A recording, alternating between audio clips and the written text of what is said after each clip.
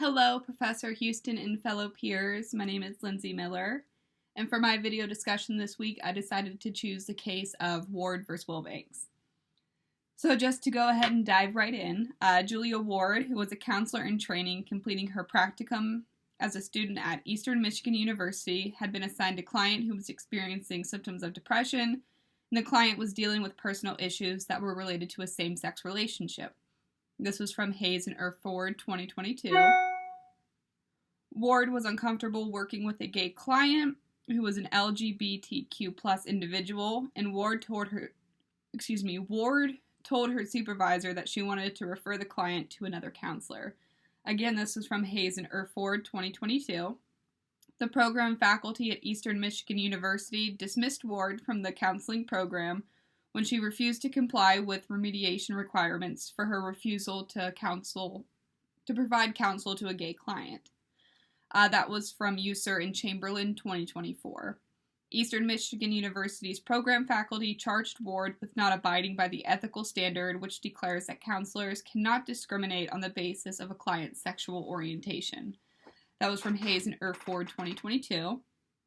Ward was provided multiple options for dealing with her discomfort, and she decided to go with a formal university hearing to challenge the discrimination issue that she was facing. That again is from Hayes and Erford, 2022. The recommendation that stemmed from the formal hearing was that Ward be dismissed from the counseling program at Eastern Michigan University.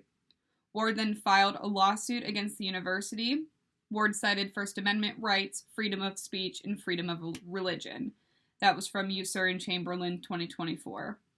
The federal district court and the judge upheld the university's decision to dismiss her from the university and its counseling program. That was from Hayes and Erford, 2022.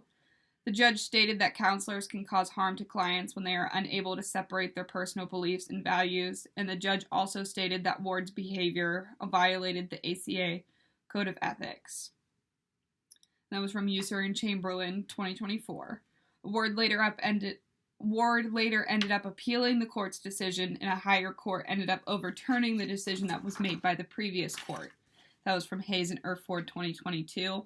A settlement was then awarded to Ward in her favor, and that was from User and Chamberlain, 2024. The case of Ward versus Wilbanks impacts my work as a professional counselor in training by strengthening and reinforcing the importance of ethical standards. This case serves as a reminder that my personal values and beliefs as a counselor cannot and should not interfere with providing affirming counsel, respect, and support to all of my clients, including those from minority communities and groups. I believe, too, that the case of Ward versus Wilbanks emphasizes the importance of providing ethical training to student counselors enrolled in graduate programs and helping them to prepare to work with diverse populations.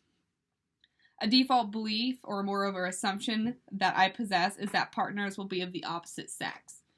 Our readings from this week from our course textbook help remind me that this is a heteronormative assumption that I have. I am working on challenging my own personal beliefs as I continue to progress as a counselor in training. I am learning to continuously reflect on my own biases, and I am staying involved in my own learning so that I can keep pursuing new knowledge to educate myself on diverse populations.